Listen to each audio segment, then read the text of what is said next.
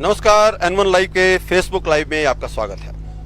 हम इस वक्त धर्मशाला में हैं। आपको याद होगा हमने आपसे वादा किया था कि हम हिमाचल का दौरा करेंगे, हिमाचल की सड़कों पर नजर आएंगे, सड़कों के बीच आपके साथ बातचीत करेंगे, उन मुद्दों को जानेंगे जिनका सीधे तौर पर आपके साथ सरोकार है। तो उसी सिलसिले में आज हम धर्मशाला पहुंचे हुए हैं। हालांकि हम बीच सड़क पे तो नजर नहीं आ रहे हैं, थोड़ा सा सड़क से हटकर नजर आ रहे हैं, क्योंकि धर्मशाला में सड़कों की हालत ये नहीं है कि हम बीच सड़क पे खड़े होकर बातचीत कर सकें, लोगों के साथ एंगेज कर सकें अपने आप को। बहरहाल हम सड़क से थोड़ी ही दूरी पर इस वक्त जो डीसी ऑफिस है धर्मशाला का, जो एसपी ऑफिस है धर्मशाला का, हम वहां पर मौजूद हैं और मेरे साथ एक मुअज़्ज़िज़ पैनल मौजूद है यहाँ के धर्मशाला के लोगों का, हिमाचल प्रदेश के लोगों का। मुद्दों की अगर बात करें तो इस बार हिमाचल प्रदेश के इलेक्शन में जो सबसे बड़ा मुद्दा कहा जा रहा है, जो सियासी पंडितों का भी कहना है कि ये ऐसा मुद्दा होगा जो जीत और हार तय करेगा, वो ओपीएस बनाम एनपीएस का मुद्दा है, यानी ओल्ड पेंशन स्कीम बनाम new pension scheme. Himachal Pradesh के कर्मचारी इस मुद्दे को लेकर लगातार पिछले काफी दिनों से अनशन पर हैं, आंदोलन कर रहे हैं। 6 शहरों में लगातार श्रृंखलाबद्ध अनशन चल रहे हैं, धरने चल रहे हैं और इस मुद्दे को लेकर कर्मचारी इस बार काफी तीखे मूड में है। उनका कहना है कि जो सरकार एनपीएस को हटाएगी और ओपीएस को लेकर आएगी, उसी को वोट दिया जाएगा। और आज अब जबकि थोड़ी ही देर में आचार संहिता लगने वाली है, ऐसा लग रहा है कि ये सरकार तो इसमें कुछ नहीं उसने किया है, कुछ करने नहीं वाली है। ये मुद्दा कैसे इस इलेक्शन में आगे बढ़ेगा, किस तरह से हिमाचल के जो कर्मचारी हैं वो इस मुद्दे को लेकर मतदान की तरफ बढ़ेंगे, इन सारे मुद्दों पर चर्चा करने के लिए मेरे साथ मौजूद हैं पूर्व आईएएस अधिकारी जीएम पठानिया। इसके अलावा जो न्यू पेंशन स्कीम के लिए जो एसोसिएशन बनी है, उसको इम्प्लीमेंट करने के लिए जो आंदोलन कर रही है, उस एसोसिएशन के पदाधिकारी भी मेरे साथ मौजूद हैं। पूजा सभरवाल जी मौजूद हैं मेरे साथ, सौरभ वैद्य जी मौजूद हैं और राजेंद्र मिन्हास ये भी मेरे साथ मौजूद हैं। तो सबसे पहले शुरुआत करते हैं पठानिया साहब से। पठानिया साहब, सबसे पहले तो आपको क्या लगता है कि वाकई ये मुद्दा जो है मुद्दा नंबर 1 रहने वाला है हिमाचल प्रदेश में? मल्होत्रा जी, इसमें मुद्दा 1 हिमाचल प्रदेश में तो रहने वाला है, ये तो बिल्कुल ठीक है। लेकिन मेरा ख्याल से मैं आईएएस ऑफिसर होने के नाते अभी मैं प्री मैच्योर रिटायरमेंट लेके आया हूँ। मेरे हिसाब से ये जो ओल्ड पेंशन स्कीम है ये एक नेशनल मुद्दा है। और अगर हम गवर्नेंस की बात करें, अगर हम ह्यूमन रिसोर्स मैनेजमेंट की बात करें, ये उसका एक कंसेप्ट है कि हम अपने जो एम्प्लॉइज़ हैं उनको मोटिवेटेड रखें, उनके लिए सोशल सिक्योरिटी प्रोवाइड करें। अगर सोशल सिक्योरिटी नहीं होगी तो हमारे एम्प्लॉइज़ मोटिवेटेड नहीं होंगे और काम ठीक से कर नहीं पाएंगे। अब आज मैं तो ओल्ड पेंशन स्कीम में हूँ और मैं ओल्ड पेंशन ले रहा हूँ। मैं ये अंडरस्टैंड करता हूँ कि एक एम्प्लॉई जो 30 साल, 35 साल, 40 साल सरकार में नौकरी करता है, वो 58 की एज में या 60 साल की उम्र में। नहीं, सबसे पहले तो हम उस मुद्दे पे आएंगे। सबसे पहले तो हम ये सवाल तय कर लें कि क्या वाकई सरकार इस मुद्दे को लेकर बनेगी और पूरी तरह से आपको लगता है कि हिमाचल के जो कर्मचारी हैं वो एकजुट हैं इस मुद्दे को लेकर? या जितना मैं सुन रहा हूँ, बाकी ये तो कर्मचारी बताएंगे आपको, लेकिन जितना मैं देख रहा हूँ और सुन रहा हूँ उसमें एम्प्लॉइज़ भी इसमें एकजुट हैं। नॉट ओनली एम्प्लॉइज़, जैसे मैं उसमें एनपीएस में नहीं हूँ, लेकिन मैं इनके साथ हूँ, मैं इनके कॉज के साथ हूँ। और ये पूरा जनता जो है हिमाचल की और वो पूरे देश की, वो इनके साथ है। बिकॉज एवरीबडी अंडरस्टैंड्स कि जो हमारा ओल्ड पेंशन है उसको बहाल करके सोशल सिक्योरिटी प्रोवाइड करना ज़रूरी है। सबसे पहले तो सर आप मेरे को थोड़ा बुनियादी फ़र्क समझाइए, एनपीएस में और ओपीएस में क्या फ़र्क है? क्योंकि अल्टीमेटली पेंशन तो एनपीएस में भी मिलनी है, ठीक है। ओपीएस में जिस तरह से मिल रही थी, आपको लास्ट सैलरी का 50% मिल रहा था, वैसे नहीं मिलेगी। लेकिन आप पेंशन फंड तो बनाया गया है और उसमें पेंशन फंड में आपको पेंशन मिलनी भी है। बेशक वो कंट्रीब्यूटरी स्कीम है, ये एक तरह से बेनिफिट था जो सरकार की तरफ से दिया जा रहा था। तो बुनियादी तौर पर आप क्या समझते हैं कि कहाँ कर्मचारियों को नुकसान कहाँ हो रहा है? नहीं, इसमें तो खैर ज़्यादा एक्सप्लेन करने वाली बात नहीं है कि नुकसान कहाँ पे हो रहा है, क्योंकि नहीं, मैं चाहता हूँ कि हमारे दर्शक जो लोग देख रहे हैं उनको बिल्कुल बात समझ में आए कि दरअसल एम्प्लॉइज चाहते क्या हैं। उसी में आपको बता रहा हूँ कि इसमें अगर आप देखें कि जो हमारा ओल्ड पेंशन स्कीम थी जो एम्प्लॉयज़ हैं जब वो रिटायर होंगे अपना सुपरन्यूशन के बाद, तो उसके बाद उनकी जो सैलरी है लास्ट पेड राउंड उसका 50% जो है वो उनका पेंशन अमाउंट होता है जी। अगर उस एम्प्लॉय की डेथ हो जाती है या वो नहीं रहते हैं तो उसके बाद उसको फैमिली पेंशन तब तक मिलती है जब तक वो जिंदा है अपना उसका जो नॉमिनी रहते हैं पत्नी अब इसमें इस केस में क्या था, इस केस में ये है कि वो जो 50% वाला फार्मूला था वो इसमें नहीं है, इसमें कंट्रीब्यूटरी है। कुछ कंट्रीब्यूशन जो आपको ज़्यादा मिनाजी एक्सप्लेन करेंगे जी कि कुछ कंट्रीब्यूशन मैं करूँगा, कुछ कंट्रीब्यूशन स्टेट करेगी और उसको हम कहीं पे फंड मैनेजमेंट के लिए किसी कंपनी को दे देंगे और जब आप सुपरन्यूट करेंगे तो आपको मिनिमम अमाउंट जो कि हमारा तकरीबन 500 से लेके 2000, 3000, 4000 तक है। अब आप देखें कि इसमें आपने जो पहला प्रश्न पूछा था कि ये ज़रूरी है या नहीं है, अब आप बताएं कि 40 साल की एज में, 60 साल की एज में जब आदमी आता है 40 साल की सर्विस के बाद, तो क्या वो 500 रुपये में या 2000 रुपये में या 5000 रुपये में सर्वाइव कर पाएगा, और ना ही वो उस टाइम पे कुछ और कर पाएगा। तो ये बुनियादी फ़र्क है कि यहाँ पे आपको 50% सैलरी मिल रही है प्लस आपको हेल्थ का बेनिफिट मिल रहा है। वो सारी की सारी चीज़ें ना मिलके you are left with just आपको 2000-3000 पे रह चलिए जाएगा। हम और भी अपने साथियों से बात करते हैं। आपने मिन्हाज साहब की बात की तो हम मिन्हाज साहब से ये शुरुआत करते हैं। मिन्हाज साहब, इसमें जैसा कि अभी पठानिया साहब ने भी कहा कि एक तो आपको लास्ट रन सैलरी का 50% मिल रहा था, जो कि आज की डेट में हम देखें तो लास्ट रन सैलरी आज एम्प्लॉयज़ की काफ़ी रहती है और पेंशन भी उसी हिसाब से काफ़ी अच्छी बनती है, डीए भी मिलता है। लेकिन जो इन्होंने कहा कि सिर्फ 500, 1000 या 2000 रह जाएगी, ऐसा आपको लगता है कि क्या इतना जो है हालात ख़राब हो जाएंगे? अगर ऐसा होता तो पिछले 18 साल में इसको लेकर जो है विरोध क्यों नहीं हुआ? ऐसा है सर कि ये जो पेंशन मिलती है एनपीएस के तहत, ये लेंथ ऑफ सर्विस पे डिपेंड करती है और इसमें अगर आप एवरेज लें तो लास्ट सैलरी का अभी तक जो भी रिजल्ट आए हैं वो 10% भी नहीं आए हैं और 10% रिजल्ट, क्योंकि अभी तक तो मुझे लगता है कि पेंशन ये किसी को मिली भी नहीं होगी, क्योंकि अभी तो 18 साल ही हुए हैं। मिल रही है और बहुतों को मिल रही है। और मैं आपको बताऊं कि 1 लाख रुपए जिसकी लास्ट सैलरी थी उसको 4 या 5 हजार रुपये पेंशन मिल रही है। तो ऐसे जब रिजल्ट आए, मतलब 10 साल नौकरी करने के बाद अगर 5000 पेंशन मिल रही है और 10 साल नौकरी करने के बाद दूसरी तरफ जो है 50,000 पेंशन मिलनी थी, तो इन चीजों में जो वेरिएशन है उसने एक बहुत बड़ी खाई खड़ी कर दी है। और 58 साल के बाद जो बेरोजगारी कर्मचारी को आ रही है बुढ़ापे में, वो सबसे ज्यादा खतरनाक बेरोजगारी है, क्योंकि उस समय ना तो उसका शरीर कुछ करने लायक रहता है, उसके रिश्ते नातों का साथ जो उसको चाहते थे, वो जो उसकी हेल्प करते थे, वो अधिकतर छोड़ चुके होते हैं। और इवन जो है जो भी उसके रिश्तेदार जुड़े होते हैं वो कुछ ना कुछ उससे उम्मीद रखते हैं कि ये बंदा जो है इतनी सर्विस करके आया है, कुछ ना कुछ जो है त्योहार वाले दिन या हम इसके पास गए हैं, कि जैसे हम अपने पेरेंट्स से, अपने दादा दादी से जो पेंशन लेते थे उनसे कुछ ना कुछ उम्मीद रख के जाते थे। तो ये चीज़ें जब होनी शुरू हो गई तो कर्मचारियों को लगा कि हम बिल्कुल इसमें एनपीएस के तहत जो है वो ठगे गए हैं और ये स्कीम किसी भी सूरत में जो है कर्मचारियों को मंजूर नहीं है। और मैं आपको बताऊं कि अगर ये इतनी ही अच्छी स्कीम होती तो हमारे माननीय भी इस स्कीम के तहत लाभ ले रहे होते, लेकिन वो आज भी पुरानी पेंशन के तहत लाभ लेते हैं। तो इससे समझ आता है कहीं ना कहीं इस स्कीम में ऐसी खामियां हैं जिसको हर कोई मतलब समझता है। और इवन जो हमारी हाई पावर कमेटी की बैठक हुई, वहां प्रदीप जी हमारे जो राज्य अध्यक्ष बैठे थे, उन्होंने क्लियर कहा कि अगर कोई ओपीएस का कर्मचारी इस स्कीम को अडॉप्ट कर लेता है, एनपीएस को, जो खूबियां बताते हैं वही बताते हैं जो ले रहे हैं, उसमें से कुछ बताते हैं, कुछ ऐसे हैं सर जैसे साथी भी हैं जो हमारे साथ जुड़े हुए हैं, लेकिन अगर कोई कर्मचारी इसको अडॉप्ट कर लेगा तो हम मांगना ही छोड़ देंगे। लेकिन एक भी वहां पे मीटिंग पे मौजूद सदस्यों ने ये नहीं कहा कि हम ओपीएस छोड़ देते हैं और एनपीएस ले लेते हैं। तो ये सबसे बड़ी खामी इस स्कीम की ये है। इससे जुड़े और सवालों पर भी आएंगे। अब थोड़ा सा पॉलिटिकल इसके रिपरकशंस को दे लेते हैं, पूजा जी से बात कर लेते हैं इस बारे में।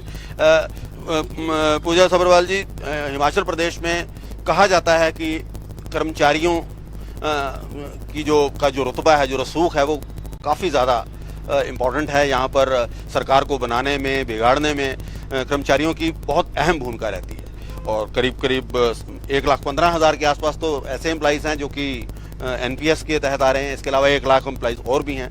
तो बड़ी संख्या में वोटर भी हैं सारे के सारे कर्मचारी।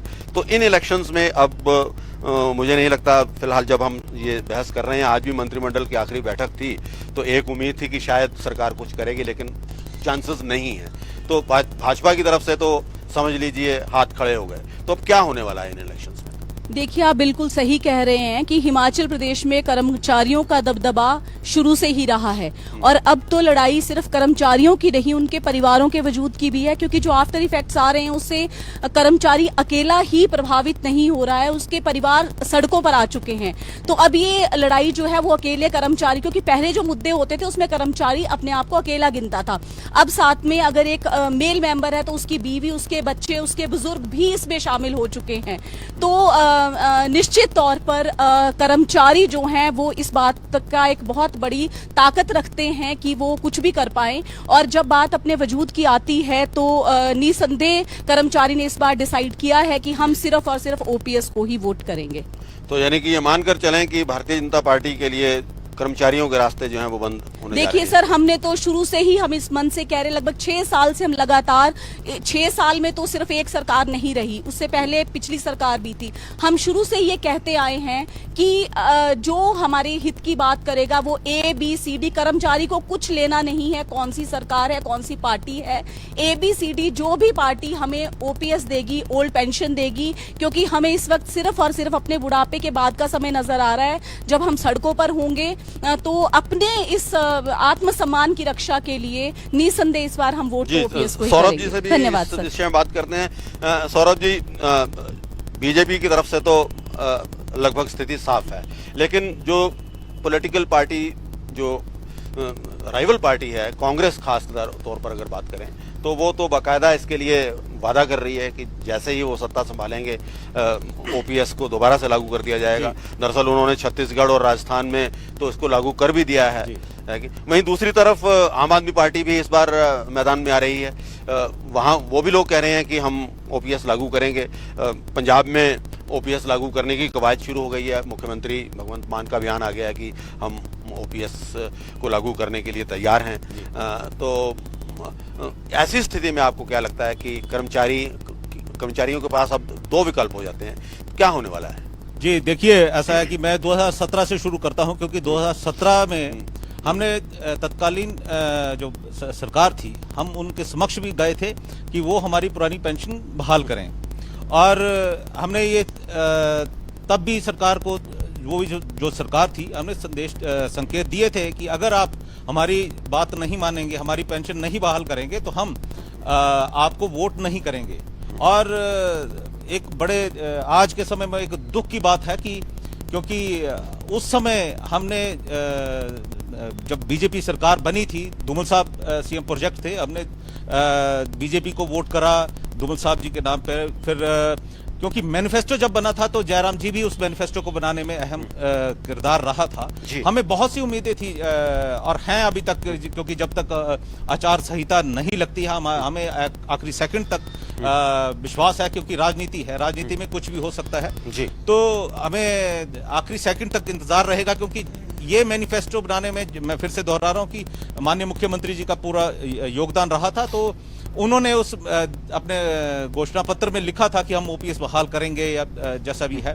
तो हमें बहुत आशाएं थी और आज भी हमें आशा है, और हम स्पष्ट संदेश दे चुके हैं कि इस बार हम वोट सिर्फ और सिर्फ पुरानी पेंशन बहाली करने वाली सरकार को ही करेंगे। जी जी, मैं एक और सवाल पठानिया साहब के पास ही आता हूँ। जहाँ तक मेरी जानकारी है, पठानिया साहब, इस सरकार ने भी कमेटी का गठन किया था राम सुभाग जी की अध्यक्षता में, और ऐसा लग रहा था कि ये सरकार भी कुछ ना कुछ उसके बारे में करेगी, लेकिन कोई बात बनी नहीं। क्या रहा उस कमेटी का, क्या रहा उसके बारे में कुछ जानकारी आप? नहीं, वो तो उसका नतीजा तो आपके सामने ही है। आपने ही आज कहा कि आज कैबिनेट थी और उसमें कुछ नहीं रहा जी। इसका मतलब ये है कि नतीजा कुछ नहीं निकला जी। सो बेसिकली अभी जो आपका पहला प्रश्न था, मैं वहाँ पे आता हूँ जी। आपने कहा कि इसका पॉलिटिकल फॉल आउट क्या है जी, और एम्प्लॉइज क्या करेंगे जी जी जी। मैं एक ऐसा पार्टी हूँ जो निष्पक्ष है, किसी पक्ष के साथ मैं नहीं हूँ। अब इसमें इम्पोर्टेंट ये है कि मेरा सुझाव हमारे जो एम्प्लॉइज हैं उनको भी, और इवन जनरल पब्लिक को भी, अभी कुछ दिनों के बाद मैं वोटर अवेयरनेस कैंपेन भी शुरू करने वाला हूं, क्योंकि 9 स्टेट्स में मैं इलेक्शन ऑब्जर्वर भी रहा हूं। जी। अब उसमें इम्पॉर्टेंट ये है कि आज की तारीख में हम ये बोल रहे हैं कि एक पार्टी जो पावर में थी उसने ओपीएस बहाल नहीं की। जी। अब दूसरा पार्टी जो है वो कह रहे जी हम कर देंगे जी। अब कर देंगे का मतलब क्या है, उसका पास्ट रिकॉर्ड हमको देखना जरूरी है कि उन्होंने क्या पास्ट में अपने वादे पूरे किए हैं। और तीसरा पार्टी अगर बोल रही है कि हम कर देंगे, ऐसा जब इलेक्शन में आता है और आपने वोट लेना है तो फिर तो आप कुछ भी क्लेम कर देते हैं ना कि हम ये कर देंगे। तो उनका जो पुराना मैनिफेस्टो उसको निकाल के देखा जाए कि क्या उन्होंने पुराना मैनिफेस्टो अपने टाइम पे पूरा किया था। जी। अब इसमें इम्पॉर्टेंट ये है, आपको जानकारी होगी कि अगर हमारे को ऐसा लगता है, वो एम्प्लॉइज और सिटीजन अपने आप फैसला करेंगे, अगर हमको लगता है कि क्रेडिबिलिटी किसी की नहीं बन रही है जी। तो एक नोटा का प्रोविजन इसीलिए किया गया था कि नन ऑफ द अबव। जी। अगर कोई आदमी हमारी आकांक्षाओं पे खरा नहीं उतर रहा है या हम सेटिस्फाइड नहीं है उसकी क्रेडिबिलिटी के साथ, तो हमको नोटा का भी मैसेज देना चाहिए ताकि लोग हमारे साथ मजाक ना कर सकें। जनरली होता यह है कि हम प्रॉमिस करते हैं और उसके बाद हम मुकर जाते हैं या उसके ऊपर कोई कार्रवाई नहीं करते हैं या इलेक्शन आने से 6 महीने पहले उस पर एक्टिव हो जाते हैं। जो आज मैं प्रॉमिस कर रहा हूं या कोई भी पॉलिटिकल पार्टी प्रॉमिस कर आपको रही लगता है है, कि नोटा तो एक नेगेटिव रिस्पांस हो जाएगा, उसका फायदा तो उस पार्टी को मिल जाएगा जिसके पास सबसे ज्यादा वोट है? मल्होत्रा जी, मेरा ख्याल से हमारा यही हमारा गलत अंडरस्टैंडिंग है। नोटा का इजाद इसलिए किया गया था, आज आप देखें कि आज हमारी पॉलिटिकल पार्टीज जो हैं वो अपने कैंडिडेट का चुनाव कर रही हैं। जी। आज वो चुनाव कर रही हैं तो वो क्या उसमें देख रहे हैं कि कौन सी कास्ट का कौन सा है, पैसा किसके पास ज्यादा है। मेरा ख्याल से हिमाचल का इलेक्शन अगर इस तरीके से चलता रहा तो मेरा ख्याल आज तक का सबसे कॉस्टली इलेक्शन होगा। और अगर हम इसको, नोटा का मतलब ये था कि अगर हम नोटा को किसी एक कंस्टिट्यूएंसी में जिता देंगे तो जो आज पॉलिटिकल पार्टी में कैंडिडेट का सिलेक्शन हो रहा है उसका सिलेक्शन का क्राइटेरिया बदल जाएगा। जी। ये नेगेटिव नहीं है, ये यानी कि आप कह रहे हैं कि अगर नोटा सबसे ज्यादा वोट नोटा के आते हैं तो ये एक मैसेज होगा। ये एक मैसेज होगा। रादर अगर आप अभी ओपीएस वालों ने अगर हमारा जो टीम है इन्होंने अगर ऐसा बोला है तो गवर्नमेंट आज अलर्ट है। आज दूसरी पार्टी अगर ये आवाज नहीं उठाते तो दूसरी पार्टी प्रॉमिस नहीं करती। जी। आज इन्होंने आवाज उठाई तो प्रॉमिस कर रहे हैं, क्योंकि पॉलिटिकल पार्टीज और गवर्नमेंट्स जो हैं वो हमको वही देती हैं जो हम डिजर्व करते हैं या जो हम मांगते हैं। अगर हम मांग ही नहीं रहे हैं तो हमको देगा कौन? जी। तो मेरा ख्याल से बहुत क्रेडिबल है कि इन्होंने बड़ी जोर शोर से अपना आवाज उठाई है एंड गवर्नमेंट शुड लिसन। चलिए इसके अब कुछ प्रैक्टिकल एस्पेक्ट्स के ऊपर भी बात करते हैं। मिन्हाज साहब के पास चलते हैं। मिन्हाज साहब, क्या है कि अब पैसे की इन्वॉल्वमेंट है। इससे पहले इसमें आप कंट्रीब्यूशन कर रहे हैं, सरकार भी कंट्रीब्यूशन कर रही है, एक कॉर्पस इकट्ठा हो गया है। लेकिन जो ओपीएस है उसके अंदर सरकार को ही सब कुछ देना है, कर्मचारी की तरफ से कोई कंट्रीब्यूशन उसके अंदर नहीं रहती है। तो जो इस वक्त हमारी फाइनेंशियल पोजीशंस हैं खासतौर पर स्टेट्स की, चाहे हम पंजाब की बात कर लें चाहे हिमाचल की बात कर लें, क्योंकि असल में मुद्दा तो सरकारों का यही रहा ना कि हमारे पास आगे आने वाले समय में इसकी अदायगी करने में दिक्कतें हो सकती हैं, हमारे पास बजट में जो प्रावधान है वो कम हो सकते हैं। तो आपको लगता है कि सरकार का ये जो मौक़िफ़ है, जो सरकार का ये पॉइंट ऑफ व्यू है वो ठीक है? बिल्कुल सर, मैं इससे सहमत नहीं हूँ। और इवन एक मैं सिंपल सी कैलकुलेशन यहाँ पे आम जनता को, और जो ये सोच रखते हैं कि पेंशन बहाली से कोई बहुत बड़ा फाइनेंशियल बर्डन जो है आएगा, ऐसा कुछ नहीं है। ये सिर्फ एक धारणा है और ऐसे लोगों की धारणा बनाई गई है जो खुद पुरानी पेंशन ले रहे हैं। इसमें एक सिंपल सा फंडा है। इस समय मैं नेट सैलरी 52,000 रुपये ले रहा हूँ, जिसमें मेरा 7,000 रुपया जो है वो एनपीएस अमाउंट भी कट रहा है। जी। अगर मेरी जीपीएफ हो जाता है तो मैं नेट सैलरी अपनी जीपीएफ में 10,000 15,000 कंट्रीब्यूशन ज्यादा करूंगा। तो मैं 52,000 जो इस समय नगद ले रहा हूँ, मेरी 40,000 रुपये सैलरी रह जाएगी नगद, बाकी मेरा जीपीएफ की कंट्रीब्यूशन स्टेट गवर्नमेंट के पास जाएगी। उल्टा 14% सरकार मेरे को शेयर दे रही है अभी। ठीक है जी। और मेरी अगर नौकरी 20 साल होगी 25 साल होगी वो तब तक उसको देगी। इवन हमारे साथ ऐसे भी कर्मचारी हैं जिनकी 30 साल नौकरियां अभी हैं।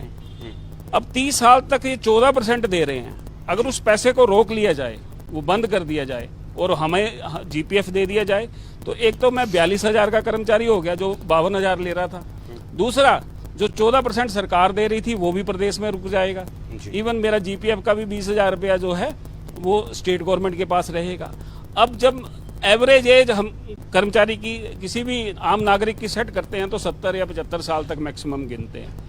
तो 58 से लेके 75 साल तक जो है एक पेंशन जो है एक कर्मचारी को दी जानी है 50%। अब उसकी नौकरी अभी 20 साल है, उस पैसे को रोक के 24% को रोक के उसको आप एक एफडी भी कर दो तो 20 साल के बाद मेरे को लगता है कि वो 60-70% पैसा हो जाता है, एक सम्मानजनक पैसे पेंशन उसको मिलती है। लेकिन ये क्या कर रहे हैं, ये सारा पैसा जो है मल्टीनेशनल कंपनियों में जा रहा है और शेयर मार्केट धड़ाम से गिर रही है और हमारा 10-15 हज़ार रुपया जो है किसी महीने में बिल्कुल कम हो जा रहा है। तो इसमें कोई फाइनेंशियल लायबिलिटी नहीं है सर। ये कैलकुलेशन करते हैं 1,35,000 कर्मचारियों को रिटायर आज ही कर देते हैं, ऐसा नहीं होता है। एक डेट में 1,35,000 कर्मचारी कभी रिटायर नहीं हो सकते। साल के मुश्किल से 1000 कर्मचारी रिटायर हो रहे हैं और उसमें भी 10 साल का क्राइटेरिया रहता है सरकारी नौकरी का। 10 साल जिसकी रेगुलर सर्विस होगी उसको पेंशन मिलनी है। उसमें भी 200-300 कर्मचारी ऐसे निकल जाते हैं, कोई 7 साल वाला, कोई 6 साल वाला। अब 800 कर्मचारियों को सरकार ने पेंशन देनी है हर साल और 800 जुड़ता जाएगा। तो ये जो बैकअप बनेगा, इतनी नई नौकरियां भी होंगी, नई भर्तियां निकलेंगी। पहले यही सिस्टम चलता था, पहले तो कभी तंगी नहीं हुई। पहले भी तो जबकि लोगों के पास उस समय पैसा नहीं होता था, उस समय सरकार पेंशन देती थी। और आज की डेट में इतना रेवेन्यू जीएसटी से आ रहा है, इतना खुला पैसा सरकारों के पास है, तो अब पेंशन देने से इनकार और इसको फाइनेंशियल बर्डन बताया जा रहा है। मेरे को तो समझ नहीं आता कि ये कौन सा अर्थशास्त्री था जो आज ये कैलकुलेशन लगाता है कि ओल्ड पेंशन स्कीम लागू करने से जो है बर्डन बढ़ेगा। हमारा ये मानना है कि इससे बर्डन बिल्कुल कम होगा। लेकिन चक्कर क्या है कि मल्टीनेशनल कंपनियों को लाभ पहुंचाने के लिए एक मिथ्या एक लोगों के दिमाग में सेट कर दी गई है। अभी भी आप लाइव ये चल रहा होगा तो कुछ ऐसे आम नागरिक इसमें कमेंट करेंगे कि कर्मचारियों का पेट नहीं भरता है, इनको किस चीज की पेंशन देनी। वो ऐसे आम नागरिक भी वहां पे कमेंट करते हैं जिन्होंने अपने परिवार, अपने माता पिता की पेंशन से पाले हैं। देखिए, एक सम्मानजनक पेंशन हर नागरिक का हक है। और एनपीएस जो लागू की गई थी, ये स्कीम नॉन ऑर्गेनाइज सेक्टर के लिए थी, रेडी फड़ी वालों के लिए थी, रिक्शा वालों के लिए थी, जो मजदूरी करते थे उनके लिए थी, ताकि वो बुढ़ापे में एक सम्मानजनक बुढ़ापा जो है गुजार पाएं।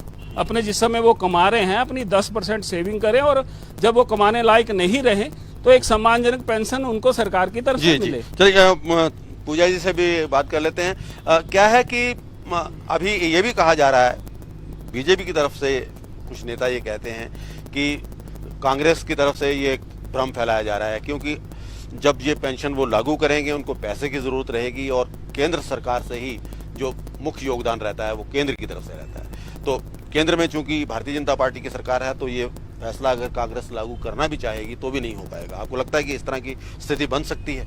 देखिए, ये तो ऐसा नहीं है कि हिमाचल पहला राज्य होने जा रहा है।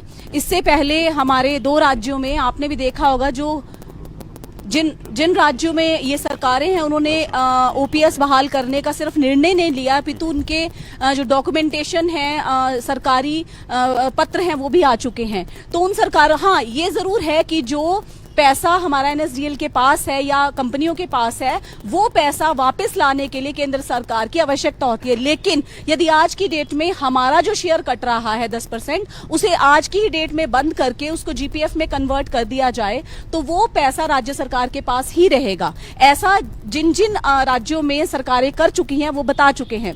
तो सिर्फ उस पैसे के लिए, जो पैसा आज तक कंपनियों के पास जा चुका है, उसके लिए केंद्र सरकार की आवश्यकता है। अदरवाइज ओपीएस लागू करना एक जो आपका राज्य है उसके हाथ में, ये एक नेशनल इशू नहीं है, ये राज्य के हाथ में। और यही वजह है कि जब ये एनपीएस लागू हुई थी तो पश्चिमी बंगाल में एक स्टैंड लेते हुए वहां पर ममता बनर्जी ने एनपीएस को लागू नहीं होने दिया था। वहां पर आज भी शुरू से लेकर ओपीएस ही चल रही है। हाँ, बंगाल में निश्चित तौर पर, और छत्तीसगढ़ और राजस्थान में जी जी जी बिल्कुल। तो हम सौरभ जी के पास चलते हैं, लेकिन उससे पहले मैं अभी अपने दर्शकों को ये बताना चाहूंगा कि हम फेसबुक पर लाइव हैं, आप हमारा ये कार्यक्रम देख रहे हैं। इस वक्त ओपीएस बनाम एनपीएस मुद्दे के ऊपर हम बात कर रहे हैं। मेरे साथ जेएम पठानिया जी मौजूद हैं जो कि पूर्व आईएएस अधिकारी हैं, मिन्हास जी मौजूद हैं, पूजा सब्रवाल जी हैं और सौरभ वैद्य जी हैं जो कि इस मुद्दे के ऊपर पूरी जानकारी पूरी विस्तार सहित जानकारी हमें दे रहे हैं। आप ये प्रोग्राम हमारा देखते रहिए और इसको ज़्यादा से ज़्यादा शेयर करिए, और इसको लेकर आप जो कहना चाहते हैं, जो टिप्पणी करना चाहते हैं, जो कमेंट करना चाहते हैं, वो भी आप कमेंट सेक्शन में जाकर करते रहिए। सौरभ जी, आपके पास मैं फिर से आता हूँ। यही बात मैं आपसे भी पूछना चाहता हूँ कि इस वक्त मेन मुद्दा जो है, जो सरकार की तरफ से कहा जा रहा है, वो फंड्स की अवेलेबिलिटी का है।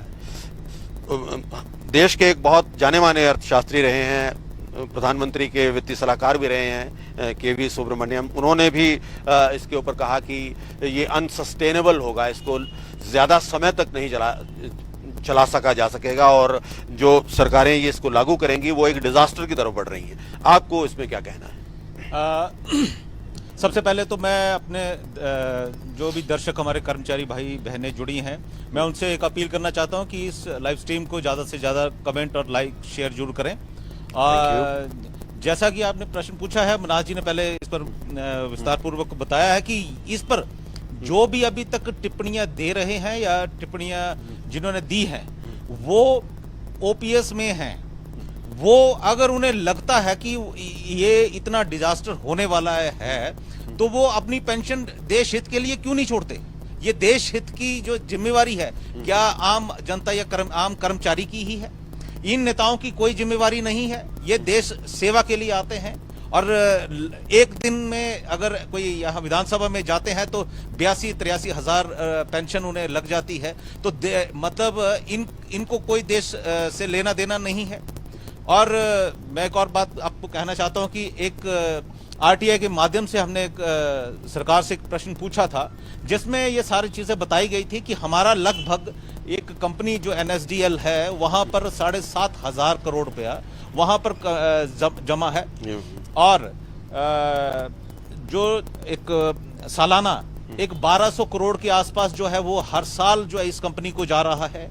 और इस पर अगर ओपीएस अगर सरकार ये, मैं इसलिए बता रहा हूं कि आरटीआई के माध्यम से सरकार ने जवाब दिया जी, है। बिल्कुल बिल्कुल। और ये माननीय मुख्यमंत्री जी ने सदन में भी बात कही थी कि अगर प्रदेश में ओपीएस की बहाली होती है तो प्रदेश में लगभग 500 या 550 करोड़ रुपया ही खर्चा आने वाला है। तो आप समझ सकते हैं कि एक तरफ सालाना 1200 करोड़ जो है वो एक कंपनी को जा रहा है, और लगभग जी सालाना एक 550 करोड़ जो है वो एक ओपीएस के लिए। अगर 2003 से भी ये पेंशन सभी को पुराने वालों को भी दी जाए, 1 अप्रैल 2004 से चल रही है, करोड़ रुपया जो है वो की लायबिलिटी बैठती है जी। तो मुझे तो नहीं लगता कि ये आरटीआई के माध्यम से सरकार भी बता रही है और ये जो प्रधानमंत्री जी के सलाहकार हैं वो क्या बता रहे हैं, यानी कि फाइनेंशियल बर्डन वाला जो मसला है वो बिल्कुल भी जो नहीं है, एकदम वो से नहीं है। इस पर सरकार ठीक है, हम आखिर में बस जाते जाते पठानिया साहब से ही शुरुआत की थी, पठानिया साहब से आखिरी हम सवाल पूछते हैं। पठानिया साहब, क्या है कि ये भी कहा जा रहा है सरकार की तरफ से कि जैसे जैसे लायबिलिटी बढ़ेगी सरकार के लिए दिक्कतें होंगी, जैसा कि ओआरओपी में रहा। ओआरओपी हालांकि भाजपा ने खुद वादा किया था, लागू भी किया, लेकिन उसकी वजह से उनका कहना है कि जो फाइनेंशियल लायबिलिटी है बहुत ज़्यादा है, और उसकी वजह से हुआ क्या कि अब अग्निवीर और अग्निपथ की स्कीम आई ताकि उस पेंशन लायबिलिटी से बचा जा सके। तो जो दूसरे कर्मचारी हैं, पहले से ही आउटसोर्सिंग का काफ़ी रिवाज है, ज़्यादा काम जो है सरकारें आउटसोर्स कर्मचारियों से करवा रही हैं, कॉन्ट्रैक्चुअल कर्मचारियों से करवा रही हैं। तो आपको नहीं लगता कि एक बार फिर से अगर ओपीएस लागू हो जाती है तो सरकारें एक बार फिर से रिसोर्ट करेंगी इसी तरह के हथकंडों पर, वो फिर से जो है आउटसोर्स कर्मचारी लेकर आएंगी, कॉन्ट्रैक्ट के ऊपर लेकर आएंगी ताकि उनको पेंशन की लायबिलिटी से वो बच सकें? बेसिकली आपने जो बात की है उससे काफ़ी कुछ क्लियर हो गया है। हम पहले ओपीएस में थे, उसके बाद फिर हम एनपीएस में आ गए जी, उसके बाद फिर हम आउटसोर्स पे आ गए, उसके बाद हम शायद मुफ्त में आने वाले हैं, और एक दिन हमको सरकार के दफ्तर बंद करने पड़ेंगे।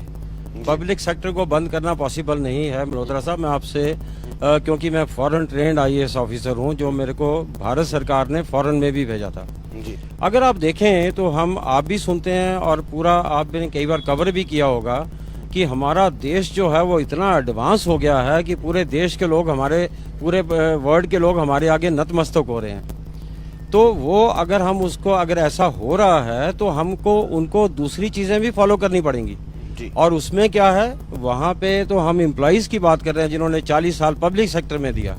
वहाँ पे हर नागरिक को मिनिमम 1 लाख रुपया पेंशन है, जिन कंट्रीज के साथ हम अपना मुकाबला करते हैं। जी। तो यूरोप की अगर हम बात करें तो। Yes yes. और दूसरा, अगर हम मल्होत्रा साहब अभी हमारे को, मेरे को, आपको, हमारी प्रदेश की सरकारों को, प्रदेश के लोगों को और देश के लोगों को अपना सोच को और अपना थिंकिंग को उस तरफ लेके जाने की जरूरत है। अगर हिमाचल ये कह रहा है कि हमारे पास पैसा नहीं है, तो उसको मेरा ख्याल से आप भी ऐसा कहेंगे कि इससे नालायक बात कोई नहीं हो सकती। अगर स्विट्जरलैंड जो है वो इतना अमीर हो सकता है, तो उससे कम रिसोर्सेज हमारे नहीं है। अब जहाँ पे आपने पहला कमेंट दिया था कि धर्मशाला की सड़कें इतनी चौड़ी नहीं है कि जहाँ पे हम खड़े हो सके, लेकिन आपकी जानकारी के लिए मैं बता दूं कि यहाँ पे 2209 करोड़ रुपए का स्मार्ट सिटी का प्रोजेक्ट आया था, विच हैज फेल्ड। अगर वो स्मार्ट सिटी का प्रोजेक्ट होता तो आज आप ऐसा नहीं बोलते कि सड़क पे खड़े होने को जगह नहीं है। तो हम वहाँ पे कर रहे होते।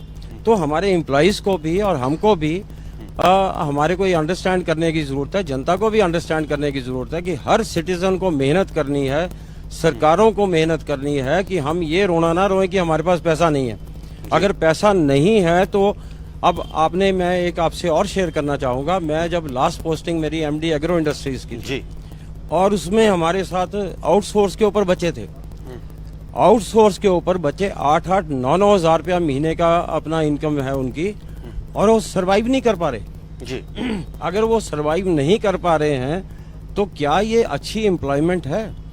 आज हमारा ओपीएस, जो हमारे एनपीएस के एम्प्लॉइज हैं, जब वो रिटायर होंगे, अब आप देखें कि वो उस टाइम के ऊपर उतना ताकत नहीं होगी कि वो नया बिजनेस शुरू कर देंगे। बीमारियां बढ़ती हैं ओल्ड एज के साथ, सोशल रिस्पॉन्सिबिलिटीज बढ़ती हैं ओल्ड एज के साथ, लेकिन इनकम आप जीरो कर देते हैं। नहीं, वो मैं आपकी बातों से सहमत हूँ, लेकिन कहीं कुल मिलाकर, मैं मिन्हाज साहब के पास आता हूँ, कुल मिलाकर एम्प्लॉइज को नुकसान तो नहीं झेलना पड़ सकता इसकी वजह से?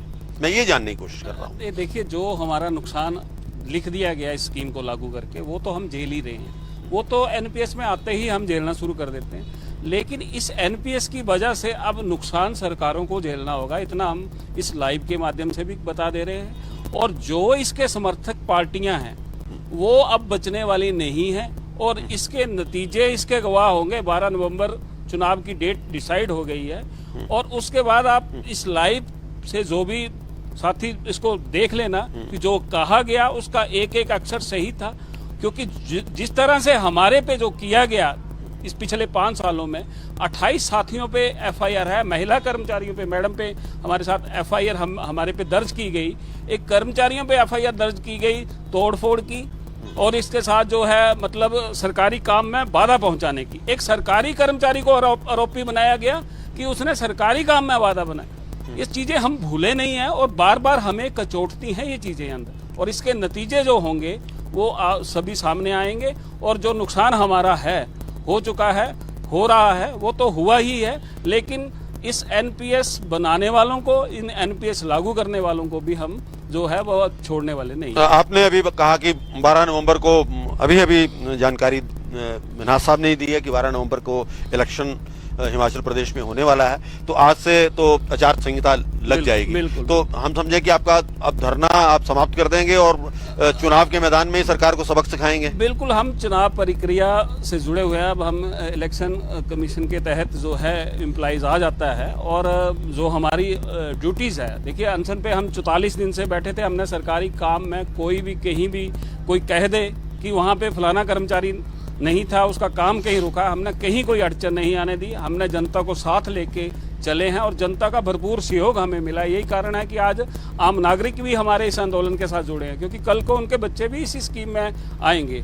तो इस बार जो वोट फॉर ओपीएस की मुहिम है वही चलेगी और वही जीत होगी, और चुनाव प्रक्रिया के दौरान जो है एक निष्पक्ष चुनाव होगा, और जैसे करवाते आए हैं। और सरकारी कर्मचारी एक गारंटी होता है निष्पक्ष चुनाव की, नहीं तो ये भी आज की डेट में ठेके पे दे दिया होता। लेकिन जो सरकारी कर्मचारी निष्पक्ष रूप से जिस तरह चुनाव करवाता है, वो एक उदाहरण है आज की डेट में। और आने वाले समय में सरकारी कर्मचारी, मैं आपको बताऊं कि किताबों में पढ़ाया जाएगा जिस तरह से सरकारें इसको खत्म करने में तुली हुई हैं, लेकिन जनता को उस समय याद आएगी कि कोई सरकारी डॉक्टर बैठता था जो मुफ्त में मरीज को देखता था और आज की डेट में 500 रुपये देने पड़ रहे हैं। तो ये हालात होने वाले हैं और हम नहीं चाहते कि निजीकरण किसी समस्या का हल है। अगर कहीं कमियां सरकारी सिस्टम में हैं तो उसको सुधारने की जिम्मेवारी भी हमारे सरकारी तंत्र की है, हमारे माननीयों की है। सेना में भी तो एक सिस्टम रहता है, वहाँ भी तो सरकारी कर्मचारी होते हैं, लेकिन पॉलिटिकली इन्वॉल्वमेंट जहाँ पे ज़्यादा रहेगी वहाँ पे कुछ ना कुछ तो गलत होगा, कमी जी रहेगी। धन्यवाद। बहुत बहुत आपका धन्यवाद। सभी जो पैनल में हमारे साथी हमारे साथ मौजूद थे उन सबका बहुत बहुत धन्यवाद।